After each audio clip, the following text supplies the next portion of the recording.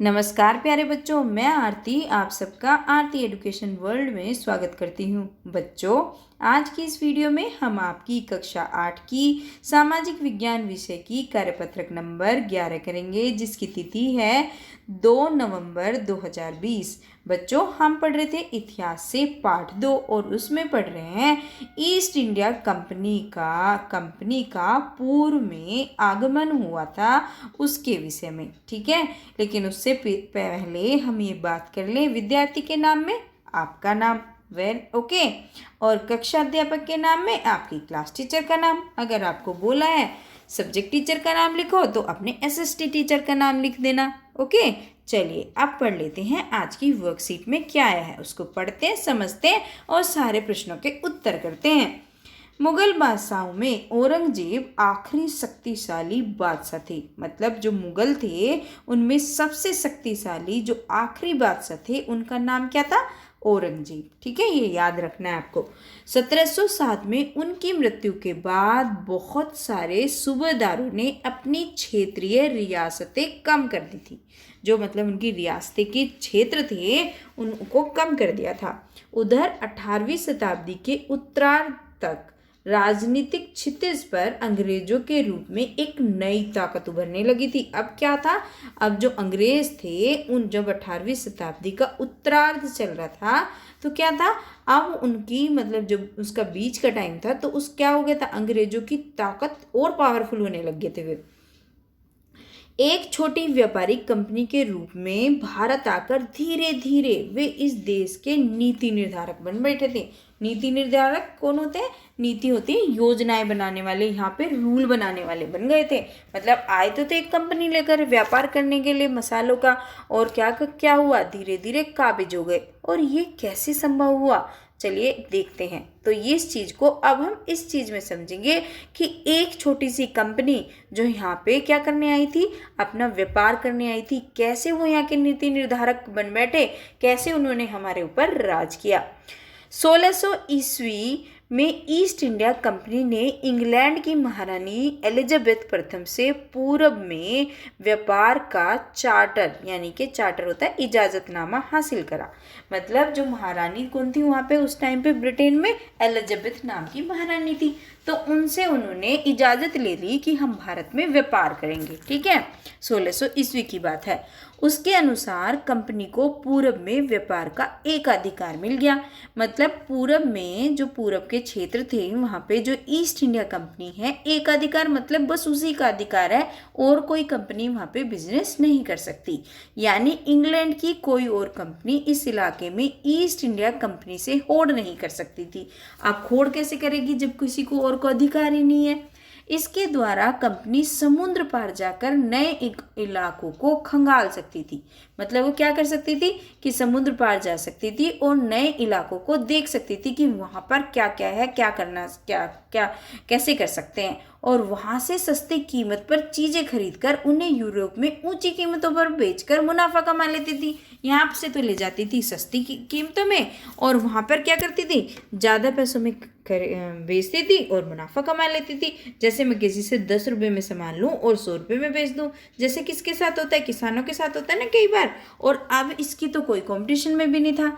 लेकिन यह शाही दस्तावेज दूसरी यूरोपीय ताकतों जैसे फ्रांस है, डच है, पुर्तगाल को पूरब के बाजारों में आने से रोक नहीं सकता था। लेकिन फिर भी जो दूसरे कंट्री थे, जैसे फ्रांस था, डच था, पुर्तगाल थे, सब दूसरे देशों के नाम है, उनको थोड़ी रोक सकता है। तो जब तक इंग्लैंड के जहाज अफ्रीका के केप ऑफ गुड होप का चक्कर लगाकर हिंद महासागर पार कर भारत पहुंचते थे, तब तक पुर्तगालियों ने गोवा में अपना ठिकाना बना लिया। पुर्तगाली क्या करे, गोवा में आ गए, क्योंकि इतना चक्कर लगा के इंग्लैंड को जाना पड़ता था। पहले अफ्रीका से जाते थे केप ऑफ गुड होप का चक्कर लगाकर, और फिर हिंद महासागर को पार करते थे, फिर पहुंचते थे। और तब तक क्या हुआ, जो पोर्टुगीज थे, जो पुर्तगाली थे, वो भी यहाँ पे आके बस गए। यूरोप के बाजारों में भारत के बने बारीक सूती कपड़े और रेशम के अलावा काली मिर्च, लौंग, इलायची और दालचीनी की जबरदस्त मांग थी। तो वहाँ का जो बाजार था यूरोप का, इंग्लैंड के जो बाजार थे और यूरोपियन कंट्रीज के, वहाँ पे जो भारत के बने हुए कपड़े और ये सारी चीज़ें नाम लीजिए, जो मसाले थे, इनका क्या था, बहुत डिमांड थी वहाँ पे, है ना। सभी यूरोपीय कंपनियों के बीच बढ़ती कंपटीशन, प्रतिस्पर्धा होती है, कंपटीशन, क्योंकि सभी यूरोपीय कंपनी के अब भारत में इन वस्तुओं की कीमतें भी बढ़ने लगी, क्योंकि अब कई लोग आने लगे हैं खरीदने के लिए। जब किसी चीज़ की डिमांड बढ़ जाती है तो उसकी महंगाई भी तो बढ़ जाती है, उसकी कीमत भी तो बढ़ जाती है, और मुनाफा घटने लगा, है ना, क्योंकि यहाँ पे ज़्यादा पैसे में मिलने लगी चीज़। अब तो मुनाफा तो कम हो गई, जब यहाँ से जो भारत में उसका रेट मान लो 10 रुपये था, 50 रुपये हो गया। वो 100 रुपये कमाता था, उसको 50 ही मिलेंगे, है ना। 10 का माल को अगर वो 100 में बेचता था तो 90 रुपये मिलते थे। अब यहाँ से ही 50 का मिल रहा है तो उसे 50 ही मिलेंगे ना। तो इस तरीके से उसका क्या हुआ, मुनाफा घटने लगा। बाजारों पर कब्जा करने की इस होड़ में कंपनियों के बीच लड़ाइयाँ शुरू करवा दी। अब जो दूसरी कंपनी थी, दूसरे देश थे, अब वो क्या, वो आपस में लड़ने लगे। धीरे धीरे इन लड़ाइयों की वजह से उन्होंने अपना सुरक्षित करने के लिए बस्तियों की किलाबंदी शुरू कर दी। अब उन्होंने क्या करा, जो उनकी बस्तियां थी उनकी किलेबंदी, यानी कि उनके चारों तरफ बाउंड्री, है ना, जिससे कोई उसको तोड़ ना सके, ठीक है। इसका कारण उनका टकराव स्थानीय शासकों से भी होने लगा। जो छोटे छोटे राजा थे, जो जमींदार थे, जो भी थे, उनसे उनका टकराव होने लगा। जो राज्य का मुनाफा खोने के कारण इन व्यापारिक कंपनियों से पहले से ही दुखे थे। अब वे परेशान तो थे ही, क्योंकि जो उनको मुनाफा मिलना चाहिए था, अब ये कंपनी आ गई थी, ये लूट रही थी। उदाहरण के तौर पे बंगाल के सूबे को देखते हैं, चलो एग्जाम्पल के लिए देखते हैं। 1651 में ईस्वी में हुगली नदी के किनारे पहली इंग्लिश फैक्ट्री शुरू हुई। इंग्लिश की फैक्ट्री लगी सबसे पहले कहाँ पे, ये हुगली नदी के किनारे 1651 ईस्वी में, जहां निर्यात होने वाली चीज़ों को जमा किया जाता था, है ना। जो निर्यात होती थी वहां पे इकट्ठा कर लिया जाता था। जैसे जैसे व्यापार फैला, कंपनी ने सौदागरों और व्यापारियों को फैक्ट्री के आसपास बसने के लिए प्रेरित किया। तो जैसे उनका व्यापार फैला, कंपनी के जो सौदागर थे, जो व्यापारी था, उन्होंने लोगों को बोला कि हाँ, इसके आसपास रहो। और 1696 तक आते आते कंपनी ने इस आबादी को चारों तरफ एक किला बनाना शुरू कर दिया। अब क्या गया, उसने एक कदम और आगे बढ़ी और उसके चारों तरफ किला बना दिया। 1698 में मुगल अफसरों को रिश्वत देकर 3 गांव की जमींदारी भी खरीद ली, और जो मुगल ऑफिसर थे उनको रिश्वत दी और जमींदारी खरीद ली पैसा देकर। पैसे में ताकत होती है, आपको पता ही है। जिसमें एक गांव कालीकाता था, एक गांव का नाम था कालीकाता, जिसका नाम बाद में क्या पड़ा, कलकत्ता, ठीक है, जो अब कोलकाता के नाम से जाना जाता है। हाँ देखो, ये भी लिखा हुआ है। अब इसे क्या कहते हैं, कोलकाता। पहले कालीकता था, फिर कलकत्ता बना, और अब क्या है, कोलकाता। कंपनी ने मुगल बादशाह औरंगजेब के फरमान प्राप्त कर लिया। और जो कौन थे वहाँ पे, जो हमने अभी पढ़ा, आखिरी शासक कौन थे मुगलों के, औरंगजेब। तो उनसे उनको फरमान मिल गया जिसके अनुसार कंपनी बिना शुल्क चुकाए व्यापार कर सकती थी। मतलब उन्होंने परमिशन दे दी कि तुम कोई शुल्क भी मत चुकाओ और व्यापार करो। हालांकि यह अधिकार सिर्फ कंपनी को मिला था, ना कि कंपनी के अफसरों को निजी व्यापार करने के लिए। मतलब कंपनी कर सकती है, ये नहीं कि कोई ऑफिसर अपने पर्सनल यूज़ के लिए कर सकता है। उन्होंने भी शुल्क चुकाने से इनकार कर दिया। उन्होंने भी कह दिया भाई हम भी नहीं दे रहे। उनके जो अफसर थे उसने तो ये बोला था कि कंपनी को दे रहा हूँ मैं ये अधिकार, लेकिन वो तो सारे एक से निकले, उन्होंने बोला हम भी नहीं दे रहे। जिससे बंगाल का जो राजस्व वसूली थी वो बहुत कम हो गई। अब जो उन्हें टैक्स मिलता था, अब उन्होंने देने से मना कर दिया कि हम शुल्क नहीं देंगे, तो उसकी इनकम तो कम ही हो जाएगी, क्योंकि पहले राजा महाराजाओं की क्या इनकम थी, जो ये राजस्व लेते थे।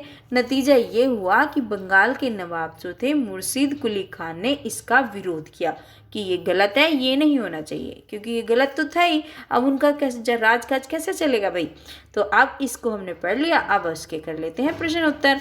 पहला प्रश्न है, ईस्ट इंडिया कंपनी को व्यापार के एकाधिकार चार्टर से क्या फायदा मिला। तो इसका उत्तर आप इस तरीके से लिखेंगे। पहले प्रश्न का उत्तर, इसका मतलब कंपनी को पूरब में व्यापार का अधिकार मिल गया। अधिकार मिल गया, यानी कि इंग्लैंड की कोई और कंपनी इस इलाके में ईस्ट इंडिया कंपनी की होड़ नहीं कर सकती थी, ना कोई व्यापार कर सकती थी, उसको एक अधिकार मिल गया। ये हो गया हमारे पहले प्रश्न का उत्तर। अब देख लेते हैं दूसरा प्रश्न क्या है। यूरोपीय व्यापारी भारत में किन किन, ये किन किन है, ठीक है बच्चों, ये जो लिखा है ना की किन, ये प्रिंटिंग मिस्टेक है मेरे प्यारे बच्चों, इसको आप ऐसे करेंगे, यहाँ पे किन कर लेंगे, ठीक है, ये जो है इसको काट के आप किन, ठीक है।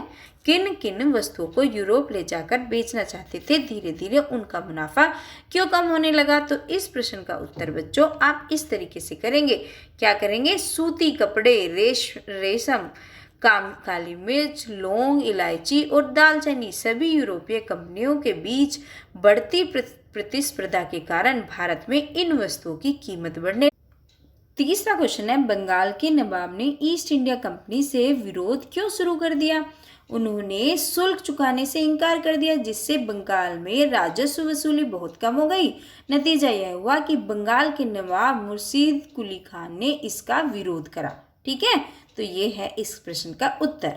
अब चौथा प्रश्न है, किसी भी क्षेत्र में एकाधिकार किस प्रकार आपके जीवन को प्रभावित कर सकता है। अगर एक अधिकार हो, एक कोई अधिकार हो, आपके जीवन के किसी उदाहरण के द्वारा विस्तार पूर्वक लिखिए। तो देखिए आपके आसपास क्या उदाहरण है।